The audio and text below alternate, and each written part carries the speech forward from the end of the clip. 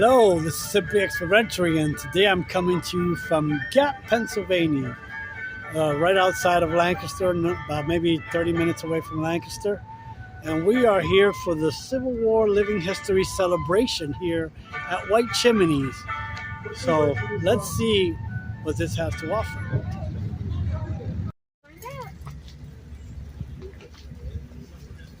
So there's the welcome banner. Now we're going to walk. Check out what the events have to offer. And as you can see right here, there's some carriages here. And it has some information about the carriage, right? This particular carriage right here. These are Brewster carriages. This carriage was the Mercedes of carriages. The series of carriages was made by James Brewster, who began Brewster Carriage Company, one of the foremost carriage makers of its day. Brewster carriages come in several models, which varied in price and usefulness. They were made graceful and fashionable. So again,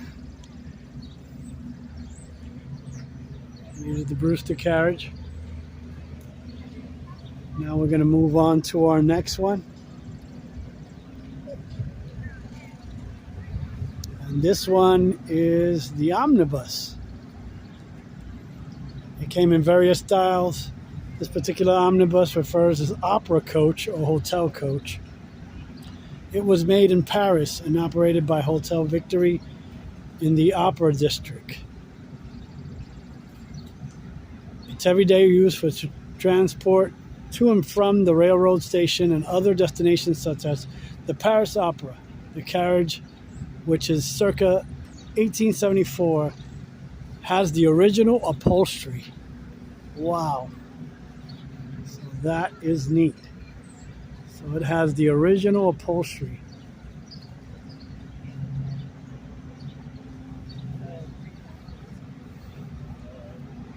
And now there's someone over here.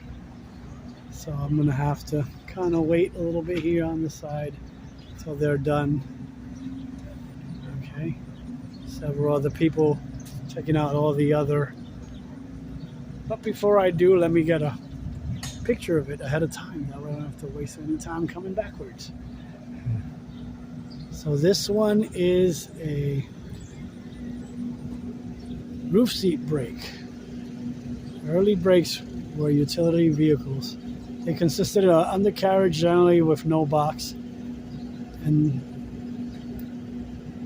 elevated platform seat for the drivers raised him up above the horses, which gave better control for braking and training. Eventually, a box seat were added. The brake came stylized beyond utilitarian uses, evolved into an elegant vehicle. It was used for outings, picnics, and later as a means of public conveyance in some cases. And again, got a picture from the distance.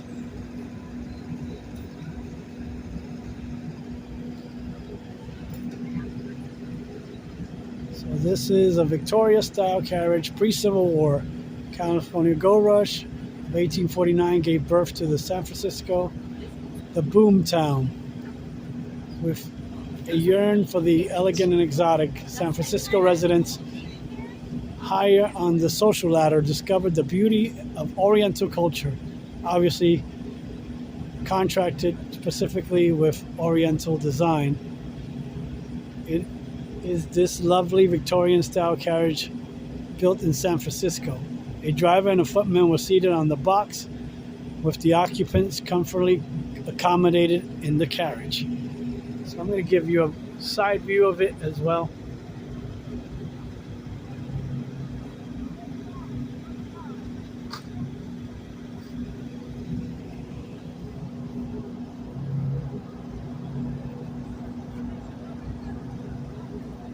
And I didn't get a picture of this one with the Hotel Victorious. Get a picture of it now. hope I'm not driving you too crazy. And then the next one in line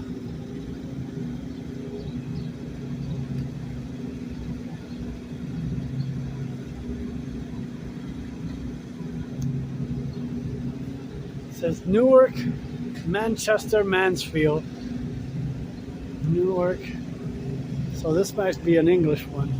A road coach, the champion. This particular road coach, manufactured by Peters of London, operated on a route about 106 miles in length from Manchester, England to Lincolnshire to Newark. The actual route was traveled by a number of coaches, each having its own name. The various inns and taverns at which the coach would stop, as well as the towns, were often painted on the side of the coach. Needless to say, it took a number of days and stops to make this route. Teams of horses were changed approximately every 10 miles. Depending on the terrain or the season, 3 to 4 to 6 horses might be used to pull a coach. A professional stable crew could actually change a team of 4 horses in less than 5 minutes. This particular style of coach is not to be confused with the more widely known manufactured by Abbott and Downing Company.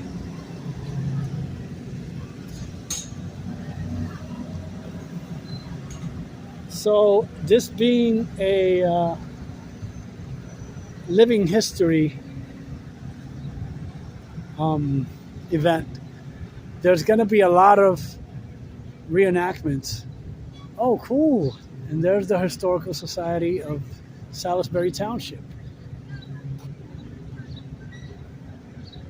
That is cool.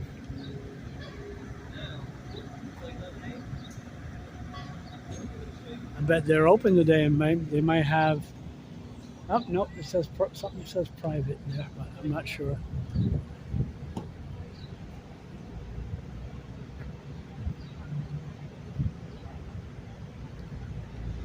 So I bet you, similarly to the one we just saw, the British one, the London, this one is the Columbia. Went from Chevy Chase to Washington, and it has the other stops that it would have stopped at: Tenleytown, Kensington, Pierce Mill, Bethesda, and then Chevy Chase. So let's see. Information. This is another road coach, the Columbia. This coach was owned by Francis Moore, a Washington, D.C. financier, friend of John Jacob Astor. Moore owned a stage line which ran from Washington, D.C. to Chevy Chase, Maryland, and into the countryside. Mr. Moore was married to one of the Swift daughters from Swift and Company, Chicago. Moore went to England to purchase foxhounds. On the return trip, and his friends boarded the Titanic, went down with the ship.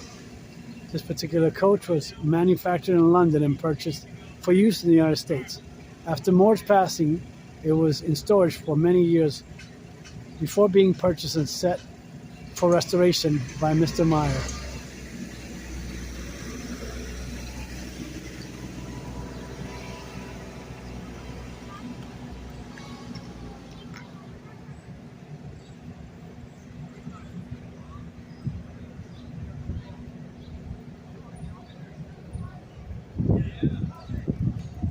Yep.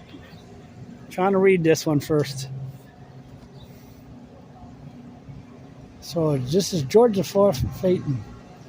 George IV of England, fond of driving fashionable high-tech perch Phaeton, became so obese in his later years that he could not get up the few steps to enter the carriage. As a result, he had a low-lined carriage designed specifically for him. Similar Phaetons with a high sweeping dash became popular for driving in the park by ladies.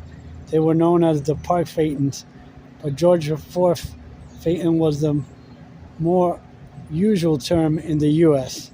This particular carriage on display, circa 1824, was made by the Marist and Company, New York.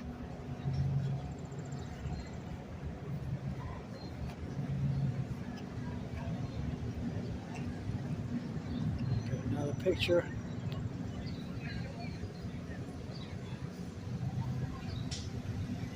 Well, they have a lot of events going on as well throughout the day. Now this event is occurring from 10 a.m. to about 11 p.m. tonight. There's going to be fireworks later. I have to go to another event, so I'll be back for those later. But right now we're in the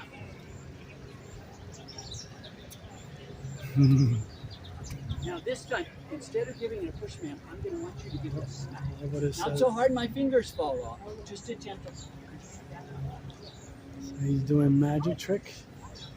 Did you see it go? It's right in. It's right in. Just going to can you push down? So we're in the garden area of the White Chimney estate. Beautiful.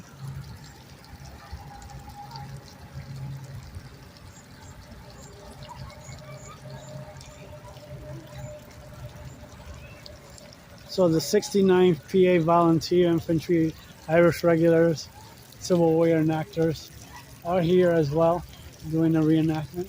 I believe they're going to be doing a battle scene.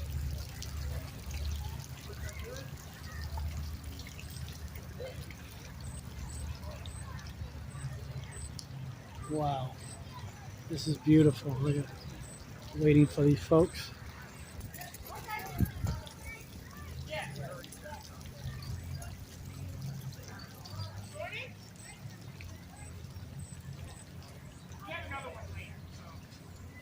Oh wow, look at that.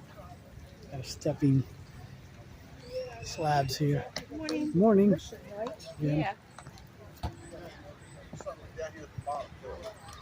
Oh wow, so they have the Civil War encampment as well here going on. Beautiful. Yeah. Watching that all week. Wow. Morning. How you doing? Good, how are you? All righty.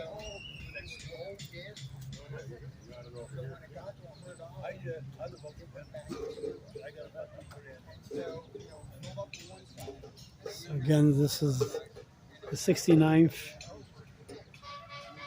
Irish.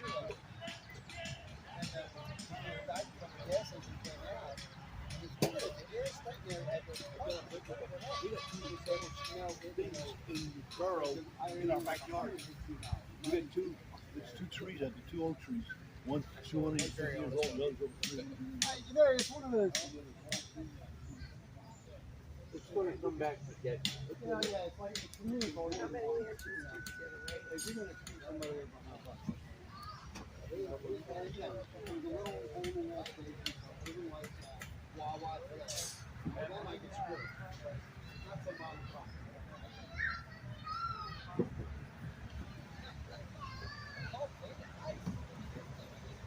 So a few folks are still setting up, and as you can see, they got the campfire going. You our guest? I run out of gas. Go to the gas station. Get. Watch your step. That first step's a doozy. Yes. You have a good day. Yeah, take a header. Buy a gallon of gas can. Pete up before he's got a chance to get out of the field. Get a gallon. You're in charge now. Why? CO just KO'd him. Yeah, exactly. Take that header off. Friendly fire already. So I put the gallon of gas in my car. I'm like, all right, driving to the gas station. As I'm driving to the gas station, I'm getting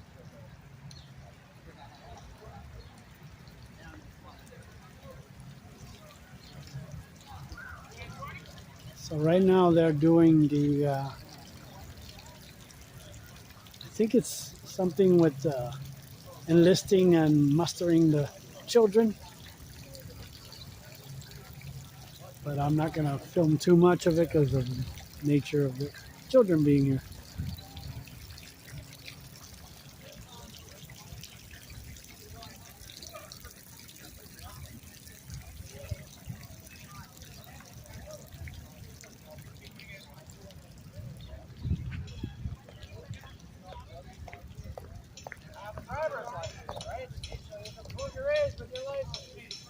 he's selling historical fiction books.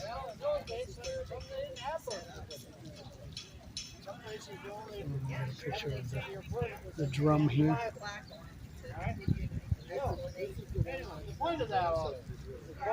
Recruiting. To get into the army. And my next door neighbor had some good books about some of the young boys. Oh, yes. Well, there were boys who did. Yeah, this But one. now I have to ask a question of Grandma. He got the, Do you think that women right, it can't be exact replica size-wise, and that, so they say just yes? alter it just a little bit, but, Oh, why do you say yes? is exactly the way the flag is. Well, the regulations say it had to be 3 white male. Yeah.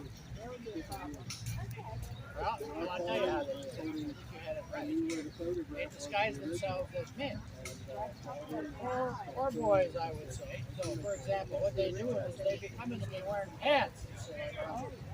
Well, she's not dressed like the lady behind you. See, that's the way they're all dressed. Right? But they cut their hair short like that. You see, even shorter like yours. They wear pants. They have no beard. You see, but that makes no difference because a lot of these young boys. Because it's being surrounded by town. Wait a minute. Hold on. There's one other thing in the All regulation. around it. And the museum. It says after we have determined the age of the minor, or the age of the recruit, then he will be duly examined by the recruiting officer and surgeon. A physical examination, right? By the way, if one is present. So we don't have the surgeon today, so I'm the only one here. I can give you this. Well, let's do that. How many teeth do you have? Let me see your teeth. Good. You gotta have at least 4 teeth. 2 on the top, 2 on the bottom. You gotta bite off a cartridge. Here's a picture of one. There's the diagram and there's the picture. It's made of, what's it made of? Paper. And the bullet here is in the bottom. The top is the powder. What you do is you reach into a box, which will show you a bit, and you bite it off. And you pour that down the barrel. And you take out this ramrod, and you put the bullet on the top, and you ram it home. Right? Then you reach into another box, like this one. Right? And it's a cap box. Inside the cap box, you see that small one right there? That's the cap. That goes on a nipple. Rifle. And that's what makes you shoot. Well, you gotta have those teeth. So let me see your digits. Fingers. You gotta have at least 3 fingers on the right, 2 on the left. Right? Because when you got a weapon, like this one here, this Enfield, right? It's a rifled weapon. When you fall in the morning, you fall in at ordered arms, like this, right? Feet apart. And order arms, you put the weapon here and you're holding it there like that. And the sergeant will give you the command, shoulder, arm, you lift the piece. Grab it with your right hand, down here. You see that? You see, if I lost those 2 fingers in the back, I can still hold it. I can still also cock it. I can use that. Now, on the left hand, when you're loading it, you'll say load. You bring it down, you got to have at least 2 fingers to hold onto it while you're loading it. So that's good. All right? So that's why you're going to have that. All right, now, mental exam. You can count to 2. All right, you passed the mental exam. So all we're interested in is in the morning, you're going to fall in 2 ranks. So we're going to make some ranks here. You're the rear rank. You're the front. Come over here and stand in front. You're the rear rank. Stand next to him. And I'll fill in the front. A file. Your file and your file. So your rank. Your rank. Rank and file. So that's what comes. Files and ranks. 2 lines. Each morning.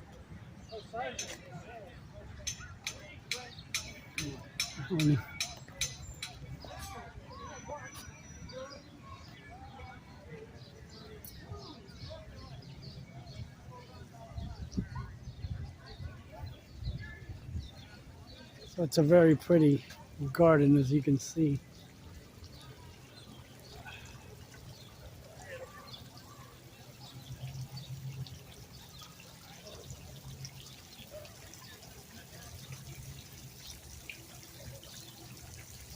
lily pads.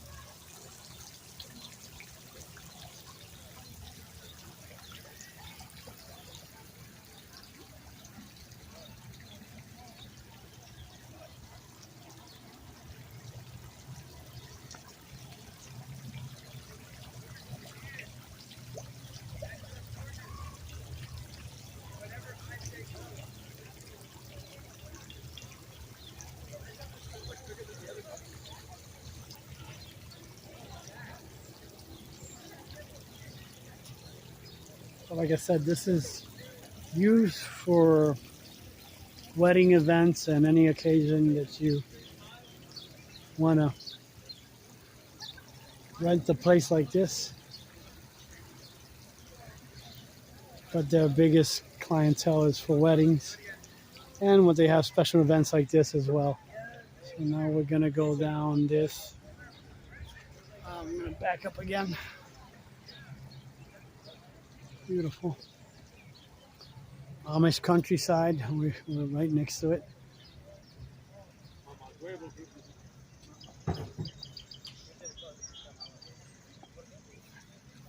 So we have some vendors, I guess, over here.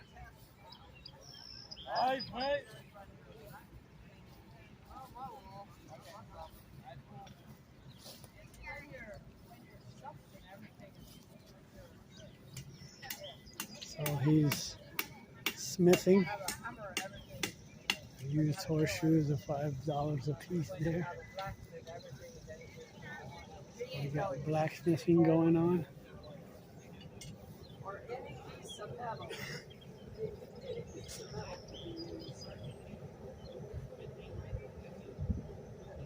So you were looking to get thinking about doing the pole, Yeah, and that's why you were talking to the That's right. gentleman about. That's right. Oh, there's some Orange. I came across it somewhere at a sale somewhere, and it's an old Buffalo hand cranker. The only thing was it was wore out, so I tore it all apart, and I had to put new bearings in it, and I had to resurface the bearing houses, which wasn't all that difficult to do. But I've been using it for probably 30 years now since I rebuilt it. Wow. And it's working just fine. Two of them. So that'd be great if that man calls you right there. It's good. I would really like that. What, that guy was here? Yeah. Said he grew up and they had one, but nobody ever used it.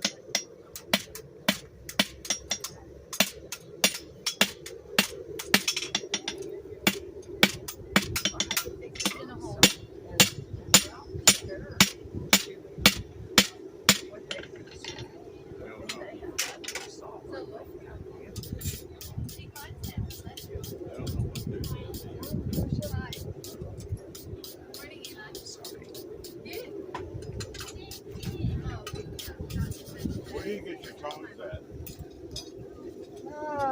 Blacksmith Depot, I guess. Blacksmith's Depot. If you want anything. Yeah, because I need some small ones. I've got a lot of the big long ones, but I like the small ones. Yeah. They're a lot They easier to have handle. anything. I have some long ones if you want some long ones. I have a bunch of them. I don't want to get rid of them. I've got a bunch of long ones I'd like to get rid of. Blacksmith's Depot. You would. Blacksmith Depot, okay. Yep. What is that? They're from North Carolina. Bone breaker. I order Yeah, everything that's out where of they Cabo. came from. The small ones are so much But- handier. But you call them, and they say, she's the lady at the desk. She'll say, well, I just take the money, but here, talk with the guy in the shop, and he says, yeah, we make them, and if you're doing, this is going to be great for you. And we import these, and these are German, and these are cheaper, and these are, you can't quench them, but he can tell you everything about it. Okay. It's just North Carolina. Blacksmith Depot, okay. it is Kane and Sons, Blacksmith's Depot. Okay. Kayne. Great people to work with. That's nice. Morning, Kate. Well, thanks. Appreciate Oh, that. yeah. Absolutely. Yeah.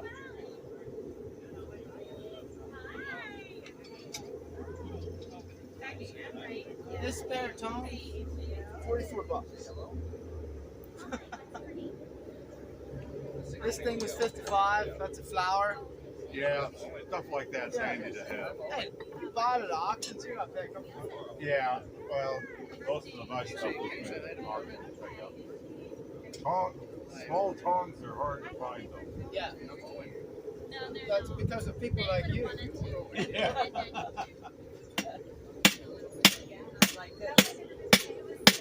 Yeah, well, you know, I'm stuck with the side right here.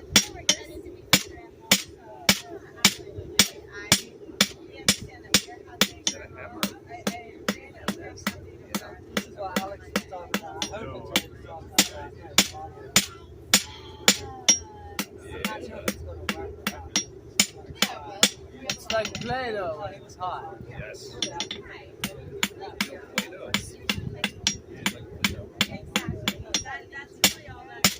All right, guys, have a good time. Nice talking to you. Take care. Have a good day. I got it.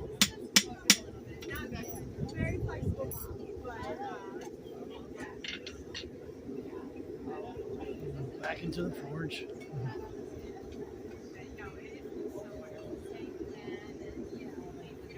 We got another piece.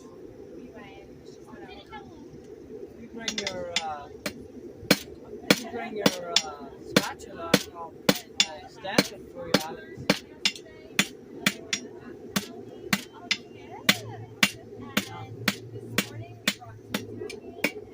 Cheesy.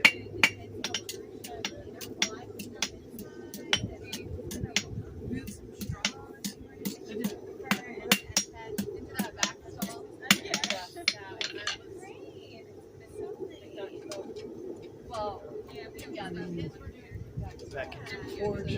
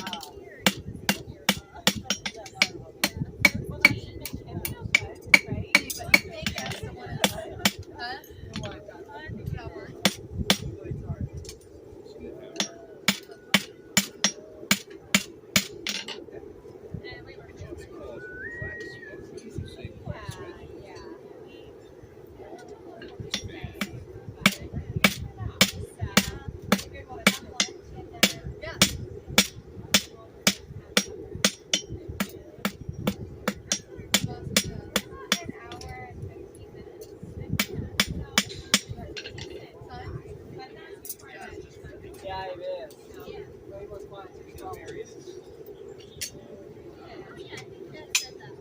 Morning. How's it going? Good. How are you? Hey, good. How are you? Good.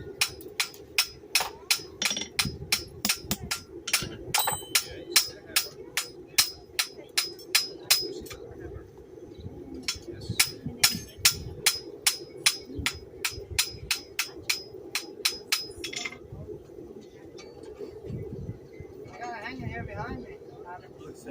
Good morning. Just working on a couple hooks.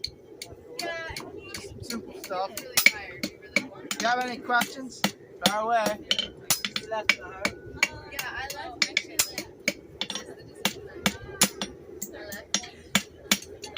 I left the screen board open. I mean, I left the doors open to the screen board. The one that works, I lost the other one. I just learned the screen because maybe you can just open it. It doesn't. We have a donkey there. And some other animals look like cows or a bull over there. Oh, yeah. That's an electric fence, so I won't get too close.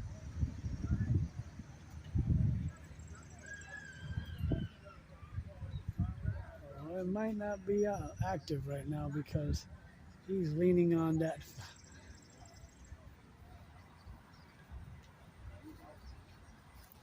Oh, yeah.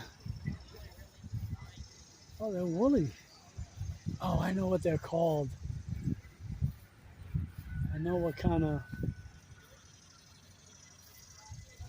Wow, that's beautiful. Let's see if I can get a close up without getting too blurry.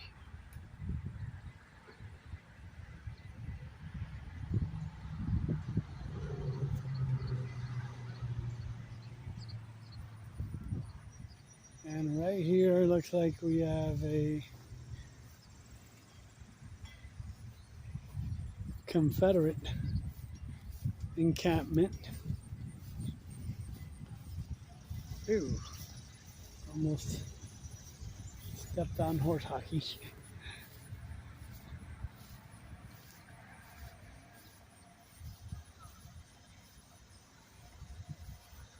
So we have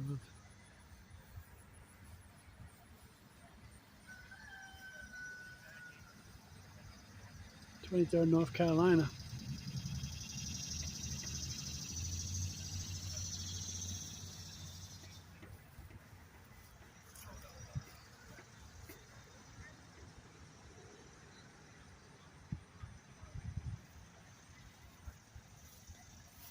And there's a group here of reenactors.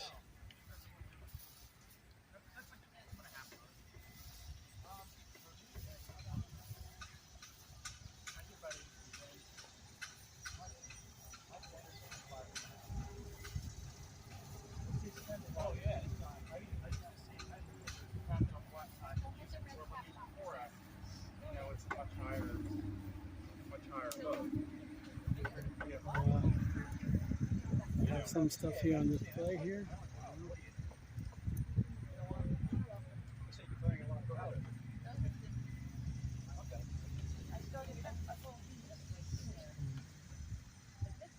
Mini balls.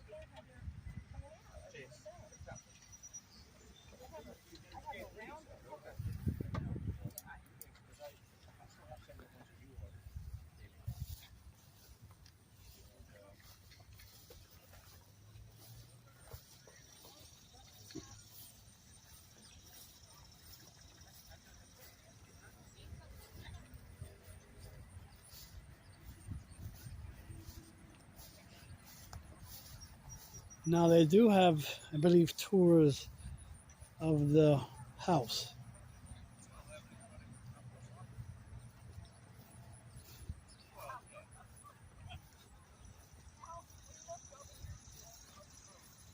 Oh wow.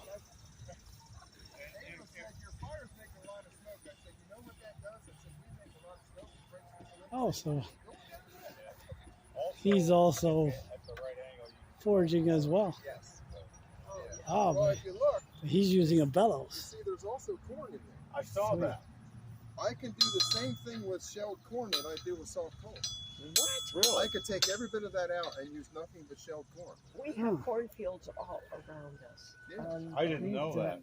That's interesting. If you look here, let me see if I can see. I how see the it smells like corn. takes on the black. Smells like popcorn. Every kernel of corn will turn into a ball of carbon. Oh And that wow. ball of carbon will do the same thing as Gosh, coke that's does. interesting. Interesting. I'll be darned. Okay. Yeah.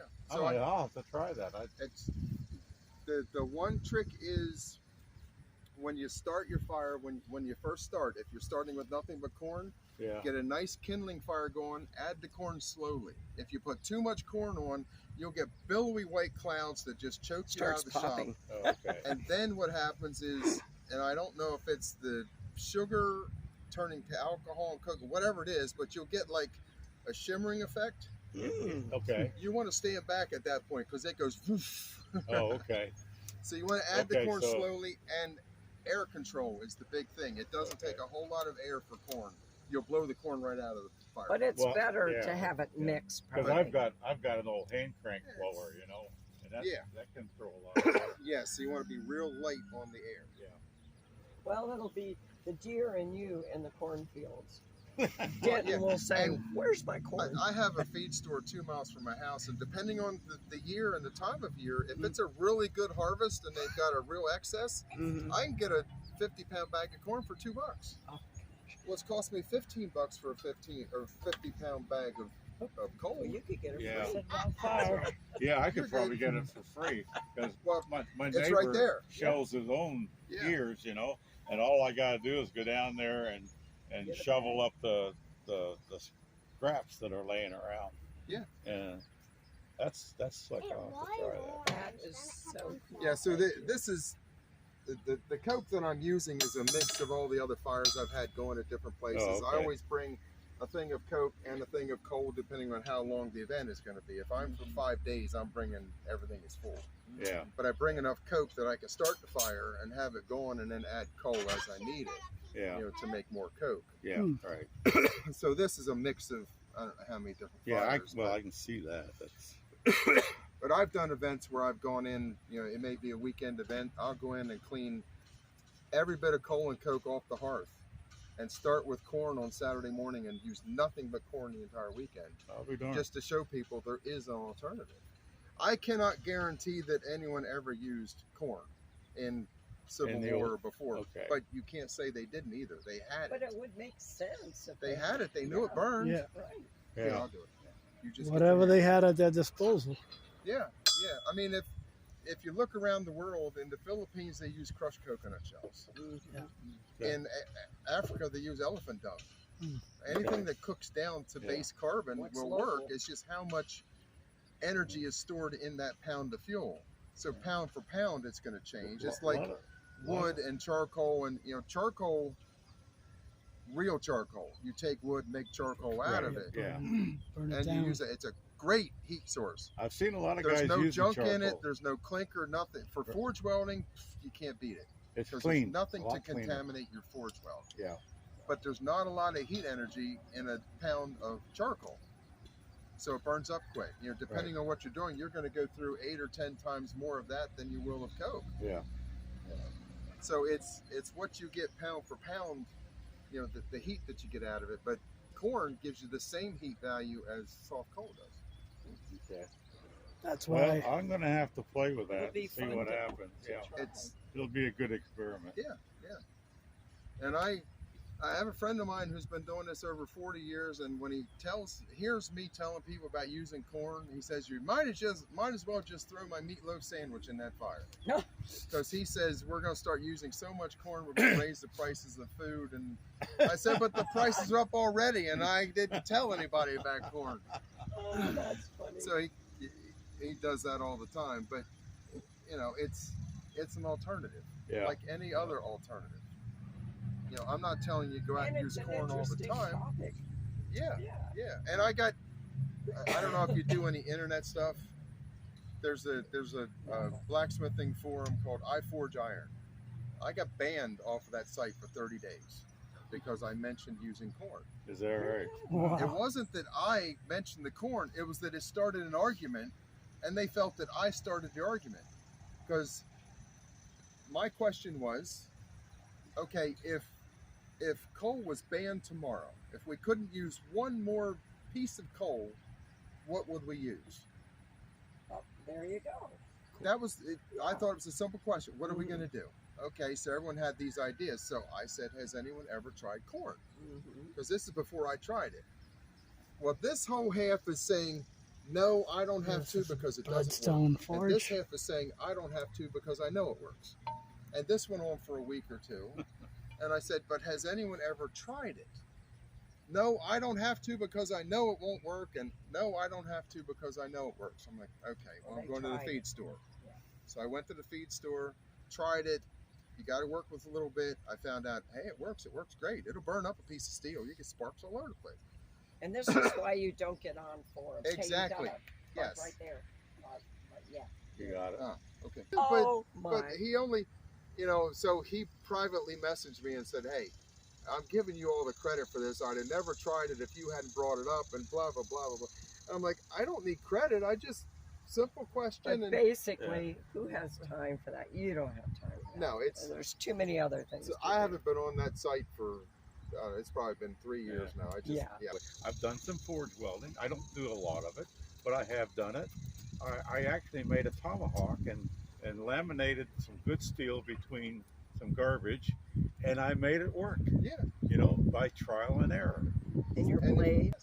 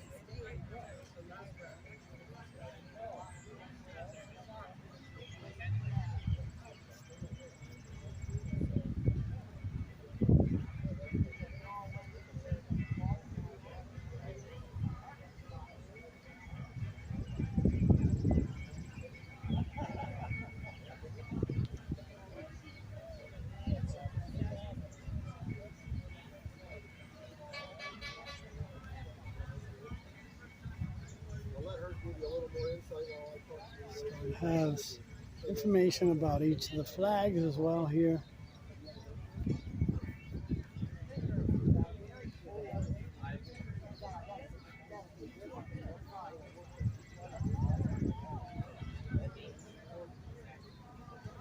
We'll go to each and every one and get a picture of the flag as well as the information.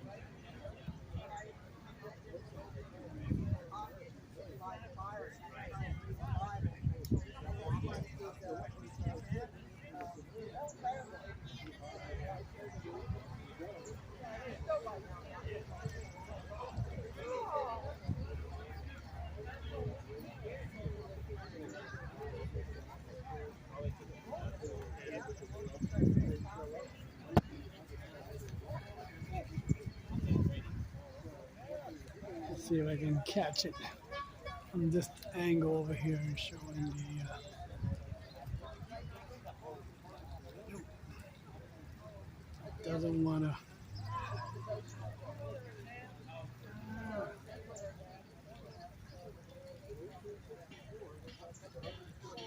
doesn't want to cooperate right now.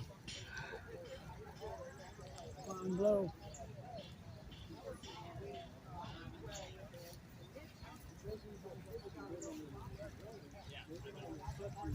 Sorry, I'm trying to coerce the flag here a little bit.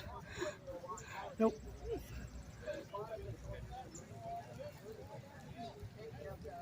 Oh, now it wants to fly. There we go.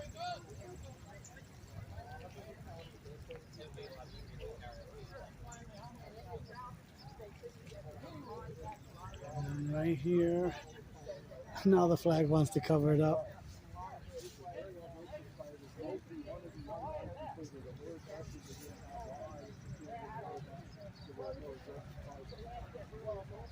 It's going to be fun to try to get a picture.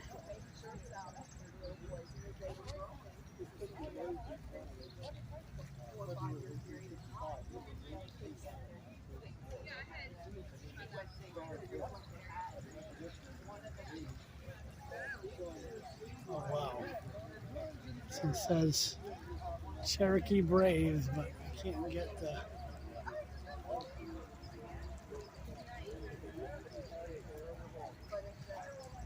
There we go.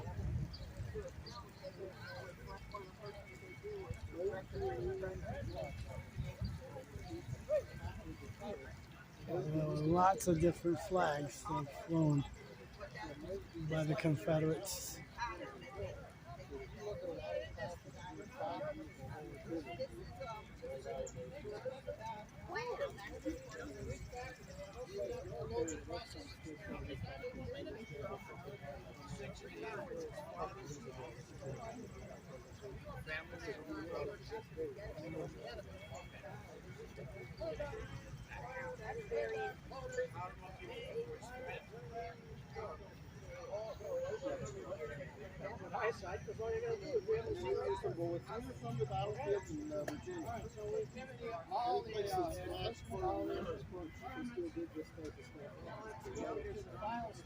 Famous picture.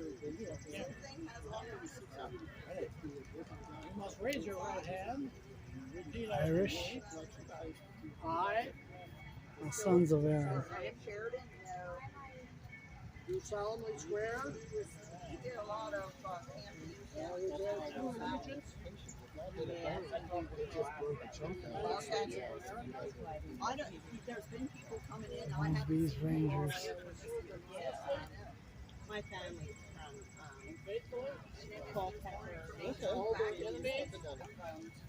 Hello. How you doing? They brought them and we were shooting cannons there at school. So I So you're representing who? I represent Mosby. Mosby. 43rd Battalion. I don't do Mosby personally, but I represent a captain of one of his Okay. companies. Yeah, Yeah. Alrighty. anybody really, but this would have been stuff they'd have got before the blockade. Yeah, this is a basic This would have been thumbnail what of, they of were the unit and all resorting they to. did. Then they would have Okay. Palmetto leaves. They were making their own fans so that they had. Are you familiar with But a Mosby? fan was something. I've heard of him a little bit. I tell the kids that was. He our formed first this text unit message. in January of 1863. He had served on Jeb Stewart's When they staff. Ah, little yes. kids, So the moms would he had the idea to conduct this guerrilla warfare. you know, And he sold Jeb Stewart and Robert E. Lee on the idea of it. So they lived with the civilians in that area. Most of my clothing you look at is civilian except for my military jacket. Okay. What you would do is you'd live in a family like this. You'd hide your hat and your coat and your weapons, and you'd just blend in with the family. Mosby would call out for a rendezvous. He might want 30 or 40 men. He'd tell you to bring 3 or 4 day rations and then meet at a certain point, and you'd show up and you'd conduct a raid. It might be against the federal train or a base. It might be a unit of troops moving through, destroying southern homes, and they would engage them. And then as soon as they were over, the items they captured, like horses and men, they would take to Richmond, and then they just disband and blend back in with the civilians until they were called to another battle. Oh, wow. It's interesting. Didn't realize that about him. Most of these guys were very young. He liked the young guys because they were more aggressive fighters. They didn't have families to support, so they were a little more carefree and aggressive in their fighting. They weren't as afraid like a married man would be. You have none to lose. Yeah. Well, basically. And a lot of these young guys got involved in relationships with women, the girls in these families. And a matter of fact, a lot of them like to dress fancy, what they called dandies at that time, to try to impress these young ladies. This picture that's here, they captured $178,000 in federal greenbacks. As a partisan ranger, you not only got a salary as a cavalryman, but anything you sold to the Confederate government of military value, you got a percentage of it. Oh, wow. So these guys got $2,000 each of these federal greenbacks. A lot of them had custom tailored uniforms made at the federal government's expense, basically. Oh, wow. They slipped into Baltimore, Maryland, and had this photograph taken, and then slipped back into Northern Virginia. Oh, wow. So, but they were Interesting. very aggressive fighters. And Mosby felt his greatest contribution to the war. He tied up approximately 20,000 federal troops that would have been on the offensive against Robert E. Lee and the Army of Northern Virginia, because they had to guard the trains, they had to guard the wagon trains, they had to guard the supply bases, the railroad bridges. So they tied up a lot of men that couldn't fight in the war because they had to fight against these guys and protect them. Interesting. Very interesting group to Yes. read about. There's a lot of information out there on Mosby's men. A lot of the young guys that fought with him were very well educated, wrote memoirs after the war, did different magazine articles and stuff. So there's a lot of stuff out there on Mosby. So there are over 750,000 men that didn't come back, or that were wounded in such a way that they couldn't work anymore. The 1 Tennessee Regiment, when they left in 1861, had 1,000 men and officers. 14 men returned home in April of 1865. That's all that was left. My Now, great some of them were grandfather's wounded in unit home, but lost 85% in one battle in Gettysburg on the first day's battle. Okay. And most of them were captured. There were very few of them that went on to be in any of the war after that. What did they do with the prisoners? Well, for my grandfather's unit, they shipped them from Gettysburg to Pea Patch Island in Delaware. It was Fort Delaware. And they kept them there until they got Point Lookout, Maryland was a big Civil War prisoner of war camp. And the Union took them down there to that, and they were down there for the rest of the war, most of them. it's built on a peninsula. It is not a pretty place to be. It is not. And you can look right across the water and you see Virginia over there. So that was taunting those guys to be that close to home, and there's just too much water between you and that. They couldn't swim that They far. were prisoners. Yes. And they weren't treated very well at all. Everybody talks about how bad it was in Georgia. What's the name of that one? Andersonville. And that's all anybody hears about, how bad Andersonville. But if you start reading about Point Lookout and find out what kind of conditions they lived under, it was worse. It was worse. They had no shelter. They were out in the middle of a field. There was no sanitation. They didn't have enough to eat. What a lot of people don't realize, the North had the money and the resources to take care of their prisoners. The South didn't. The guards in Andersonville were starving just as much as the guys that were in the prison. I mean, they just didn't have what it took. You know, they were living in tents, some of them. They just didn't have enough to provide them. Right. It's not they wanted to treat them bad. They just didn't have nothing to take care of. In the Union prison camps, that was not the case. They were given provisions and they withheld them. They sold them. They did all kinds of stuff to prevent the guards. Yes. Yeah, the guards. Yes. They were given them by the. They were given them by the government, and they did not distribute them as they should have been. They were making money over. Yeah, exactly. So a lot of the Confederate soldiers were suffering terrible in Fort Douglas and Elmira prison, and especially in Point Lookout. Now, my grandfather, after a winter there, and you're talking it's Maryland, so you know that winter is bad. In Andersonville, at least in Georgia, they might have survived the winter, but in Point Lookout, that's bad down there. Yeah. And he decided he wasn't going through another winter. So he did what they call become a galvanized Yankee. He took the oath to the Union, and then they shipped him out west to fight Indians. They didn't want them going back and fighting in a unit here in this side of the country, because they figured they'd desert right away and go back to their own unit or go back to one of their units in the South. Right. So they shipped him out to make them fight the Indians. He stayed with them until 1867. They sent their unit north to Minnesota to take care of an Indian uprising up there, and he got cholera in the trip, and he got really sick. So then he was discharged and they sent him home. How long? So we just got a little bit of Confederate history, a little bit. And so sometimes it's good to hear it from both sides. You can't just go by what one side says alone. You know, it was brother against brother, literally. This gentleman does wood turning. He's not actually doing any turning, but he's... Oh, wow. Cool. Hold on, I just found something. So we got two historical societies that are here right now.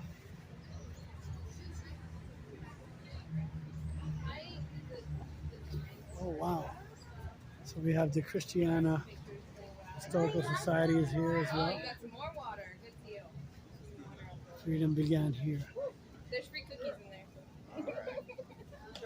Unless they're not out, but there was free cookies. Oh, no, you're fine. No, Oh, wow. Thank you. Beautiful. So this is where they have a lot of the wedding events, as you can see. Very beautiful bars.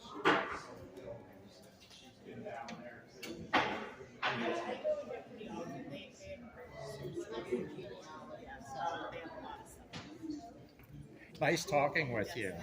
Thank you. Lancaster Preservation, right? Yes. Ah, and I recognized you. I think you've been First Fridays, haven't you? Went a few years. I was back at the Center Ellicott House about maybe 2 years when, what's his name? I know his name. Adam? Adam. Yes. Adam Zern was there that night. And he has quite the following. Yep. I'll probably be coming to the next one because I lost all that footage when I went to video there that day. I actually did purchase that map right there.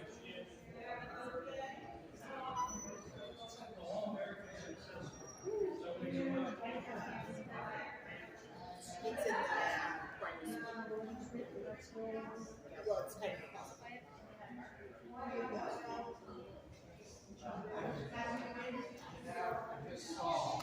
Some nice stuff about Pickett's Charge, Gettysburg, Civil War history.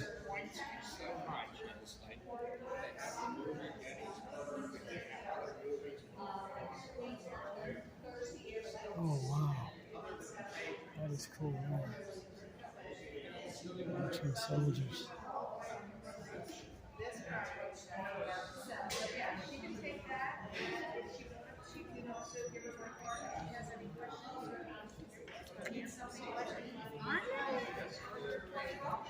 That you would need a giant.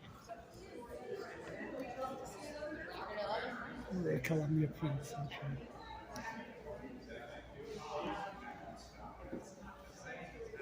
You were at Columbia Railroad there? I'm everywhere. Yeah. I was there maybe about 2 years ago, so I do remember you being there. So you are everywhere, You have to be. pretty much. As a reenactor and stuff like that, sharing that history. People say, oh, well, reenacting is a hobby. It is, but it's an expensive hobby. Yeah, it gets, especially getting those uniforms and then traveling. And some people say, oh, well, you can get this stuff at Walmart. I said, no, you can't. You can't.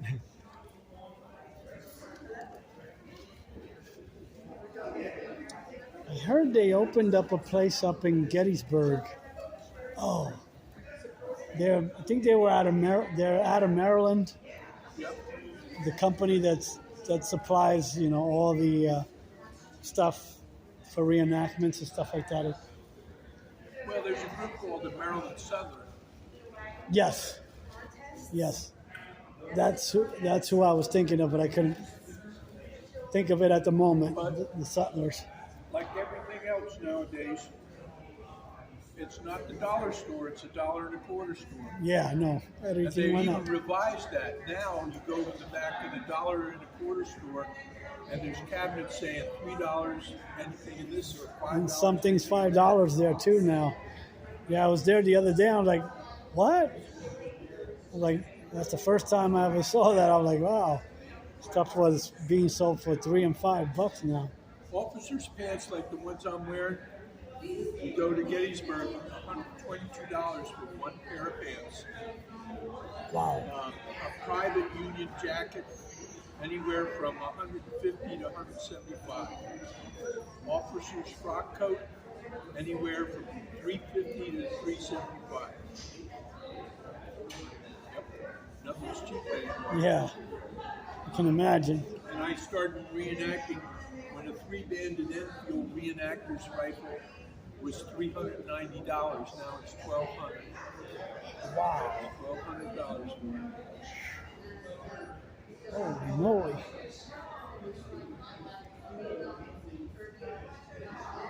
So you represent a vlogging company? I do my own stuff for YouTube. Yeah. I have my own small channel. Here we go. Yeah. Trying to grow it. Been at it already for like 2 years, but I guess because the length of my videos tend to be a little bit on the longer side, I don't get the viewership that I should be getting, but you can only keep the interest of people only but so long. Oh, cool. The burning of the bridge. Oh, yeah. I missed that a few weeks back in June, that event.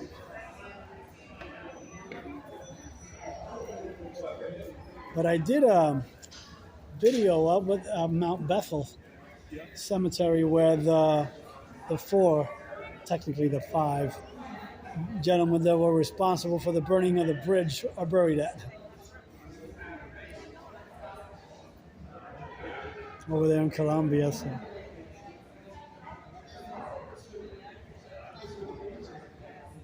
Thank you for your time. Thank you.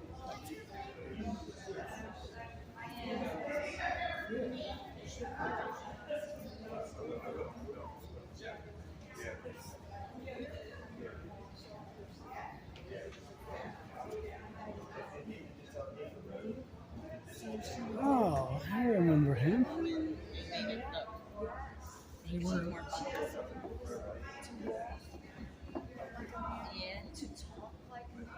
Yeah, but they would chew tobacco, they'd smoke cigars, they'd curse. They would ride side saddles.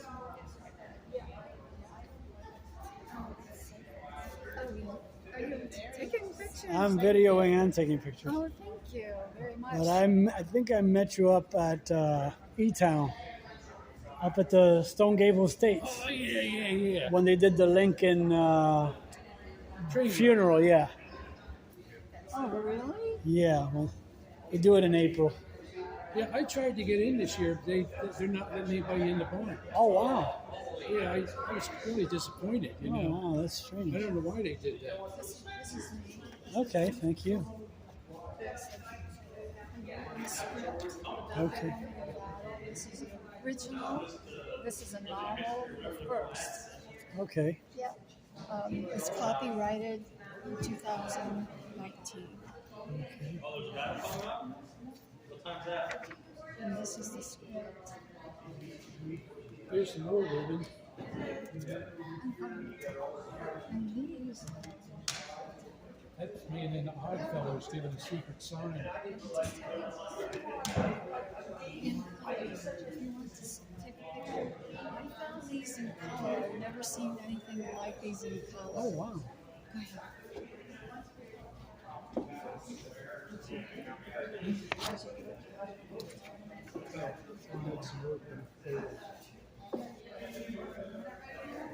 These were the size that I had. This was a Benton Barracks. This is a quarter plate. And look at the behind it. And this was taken up in New York. See her hips? Oh, She's got a bustle on it, too. my. Yeah, they didn't. See, they stuffed her. I still got stuff here too as well. So these are the two types.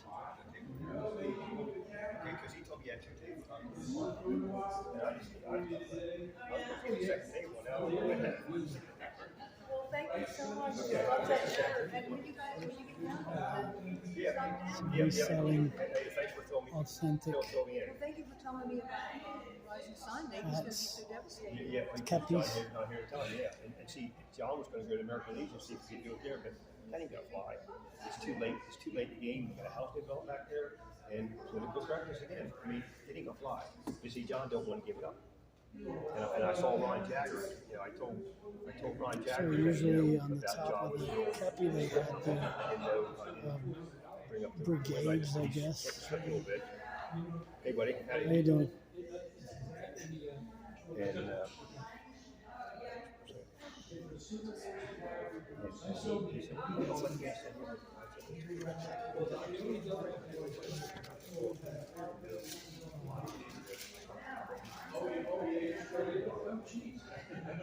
I remember the story behind those.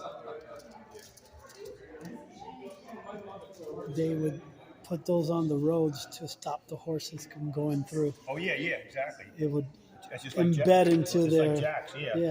And you know they still use those for modern police with cars, something Right. like that. Like the spike strip, yeah. Yeah. You know what else they use stuff like this for? Planing castings. Doing what? Planing castings. They Yeah. put it. They Oh, have a did in tumbling, that tumbles, yeah. Oh. and these things plane the castings without breaking them. Cool. Here's a U.S. Marine. You know what these are? Oh, he told me the last time I saw him, Yeah. but I don't remember. Slave bracelets. Huh? What do they call them? Slave bracelets? Menorah? Manillas. Manillas. And those are crow's feet or cripplers. Yes. This is counterfeit Confederate money Yeah. made by the United States To government. identify that they were, if they were escaped slaves. Cause inflation to make the money work. If you can't get that off, you're Uh-oh. doomed, man. You're gonna be working I'm for going to this have to cut guy. his wrist off. Yeah, That's how he gets people to work for him. I've got a couple that John that he actually got for me. Mm-hmm. He had to work it up. And this is the game. Yeah. I thought it was jacks at first. You can buy these. But then when I learned a little bit more about them, I was up at Yeah. Wait, where's this game? Okay. And I wear some bracelets, but he's having trouble with the I actually got a couple. Manila. I'm saying that it's just it's a little bigger one here. Good seeing you again. Yeah.